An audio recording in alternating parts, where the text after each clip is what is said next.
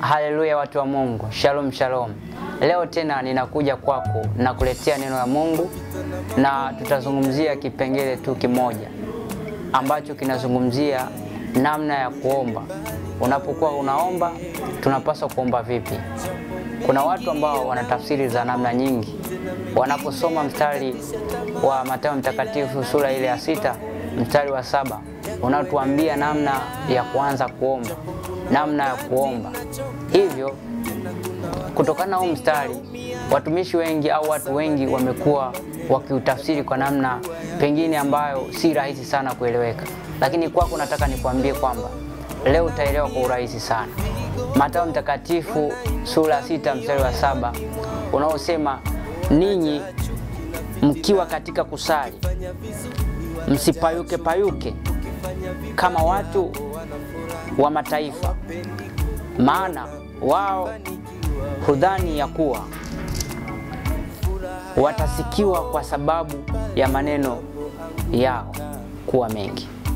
Basi msifanane na hao, maana Baba yenu anajua mnayoyahitaji kabla ninyi hamjamwomba. Mstari wa 8 unatueleza jinsi Mungu anavyojua tunachokiomba, tunachotakiwa kuomba.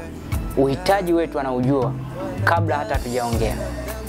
Mstari wa 7 unahitaji kuomba kwa ufahamu, kuomba kwa mpangilio, kuomba kwa kutumia akili.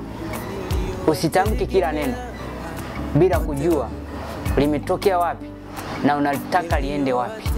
Ina maana lengo au ombi, hoja yoyote unaoipeleka mbele za Mungu, hakikisha ipo kwenye mpango uliounganika na nguvu za Mungu. Wakati unaomba, hakikisha iko kwenye mpango unaounganika na ufahamu wako na akili yako. Je, unachokiomba ndicho hicho kweli ulichokitamka?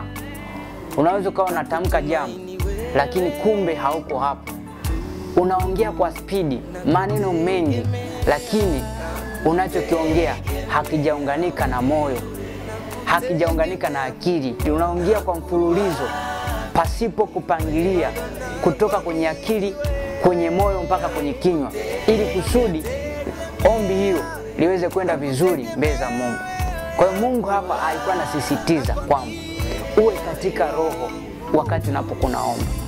Ukiomba bila Roho Mtakatifu, ukiomba bila kuzama, moja kwa moja utajikuta uko nje ya kile unachotakiwa kusema mbele za Mungu. Ndio maana mstari wa 8 anasema, maana Baba yenu anajua mnayoyaomba, anajua mnayoyahitaji. Maana yake ukiomba tofauti na kile anachojua unakihitaji, maana kunakuwa tayari unapayuka. Hiyo ndio maana halisi ya kusema msiombe mkiwa mnapayuka payuka. Maana yake usiombe ili mradi tu watu wajue upo kwenye maombi, bali omba kwa sababu nataka maombi yako yasikike mbele za Mungu. Unapoomba kwa namna hii, nina uhakika kabisa Roho Mtakatifu atakuwa na wewe. Maombi yataenda moja kwa moja bila kizuizi chochote, kwa sababu akili iko hapo.